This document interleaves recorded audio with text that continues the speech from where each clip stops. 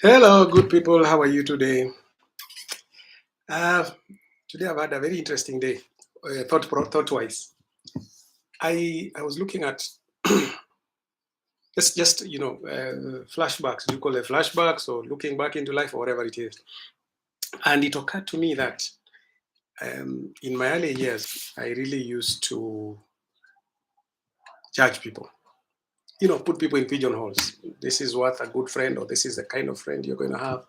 This is a good friend. This is a tolerable friend. This is somebody I don't want to do anything with. I think, okay, not I think, I know it's because I held myself in very high esteem, you know. And this, as I was writing this book, Through the Wilderness of Life, my autobiography,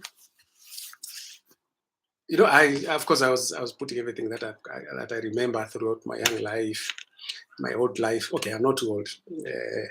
But it occurred to me that I got an attitude right from primary school because when I joined primary school in 1973 in Ndundune Primary School, famous school that one. It's brought in a lot of people. Anyway, so when I joined that school in Standard One in 1966, I was number one throughout, without too much effort. Just tumeambiwa kitu in class, whatever I said in class sticks in the mind when the tests or exams, whatever they are called, come. I'm up there with 100 plus. Okay, not 100 plus, but close to, almost always 100. So if we are doing 9 subjects, my total marks are 900. And it would be that number 2 would have possibly, I'm 900, this person has got 700 and something. So even if we knock off one paper from my marks, I'll still be number 1. And it went all the way to standard 7. I did my CPE in 1972, and I got selected to go to the prestigious Alliance High School. At that time, it was the best school. Now, I'm not talking about what it is now. No arguments. There are a lot of other new kids on the block. By that time, when I was chosen to go to Alliance High School, I became a celebrity in my location. And those days, locations were big. Now it's a whole sub-county. And of course, the previous year, in 72, just as Mwaiwa Mutie from a primary school just next, a few kilometers away, had been chosen. So, that's a guy who opened our eyes to a school called Alliance High School, that actually people can go there. So, one time when we were in standard 6, some 2 people, a boy and a girl, repeated from standard 7. They did their CPE in 71.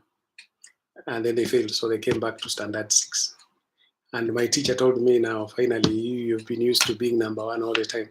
This time, you've got it. You've got that. You're going to get done. I said, the people who are repeating they failed to say CP. How can they challenge me? Surely. They didn't.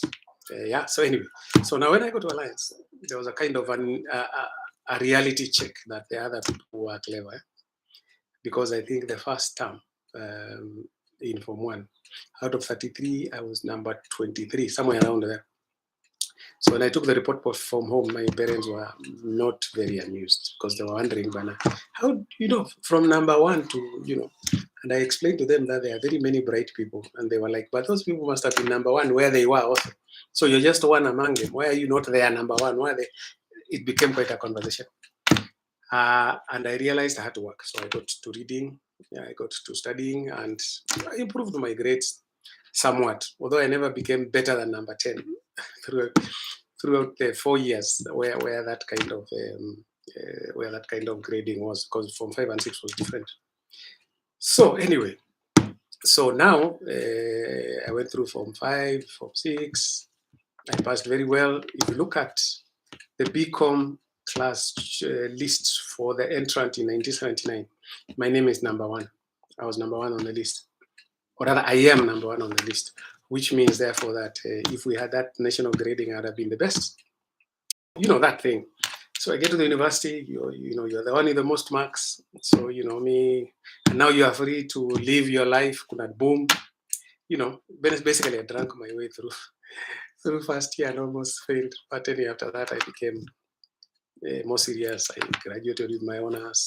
I joined the civil service, where I made some changes in the civil service, which were recognized by the big bosses over in Harambee House, which is quite rare. So, it was something that, yay, kijana, you are doing well. I left there, I joined Toyota Kenya. Again, there, I changed a number of things, improved a few. So I got very rapid promotions and accolades and salary raises and all that. And the same when I joined Kenya Pipeline. I think I got moved from job group 7 to job group 3 between 1995 and 1999, a space of 4 years. Mostly that people moved just one grade within that time. And that was because I introduced different ways of doing things, kind of digitized invoicing, reconciliation, so that the things which I think they used to give invoices on 7th of the following month. I was giving them on 1st. We finish at midnight. By the end of the fast, the invoices are out. So we were able to collect the money early enough so that we can misuse it early enough. Hey, don't quote me on that one. So anyway, that's basically, now in 2013, I came down with cancer. And because of the time I spent in hospitals, all over the place, both in Nairobi and in India, that is both in Kenya and India, I had a lot of lonely time and a lot of time to think. And then it occurred to me, with all your brains, you're still human. You'll come down with a disease. If you're so clever, why did you get it? And I realized kind of, I did a reboot, a kind of, recalibration, and realized we are all human. So from that time, I have valued every human being that I've met, regardless of what they are. I have got very many friends who have helped me, who I help every now and then. We've got that. I think the other day I was talking about social capital, and I've created a lot of social capital because I stopped judging people. You're a good Christian, that is up to you. You follow these strange men of God, that is you. But please, as long as you don't try to get me to follow them, we are good. As long as you take me as I am, then I'll take you as you are. And I think that's the best way to live life. So, why am I doing this video? It's just to say that anybody who I may have crossed many years ago, it was not intentional, it was youth. But right now, you want to be a friend, you'll be a friend. You want to be an enemy, sasa hiyo ni shida yako. Me, I don't like enemies. I don't want enemies. And I don't want to know your social status to become a friend. You're a good person, you're a good person. And we hit it off. In the meantime, please try to buy this book.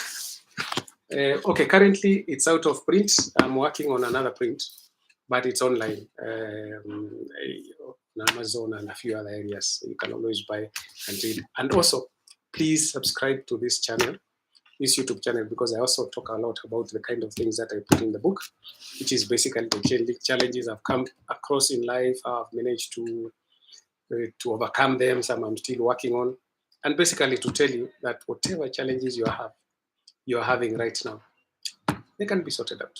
You just need focus. You need trust in yourself. Have a good evening, and please don't forget to subscribe.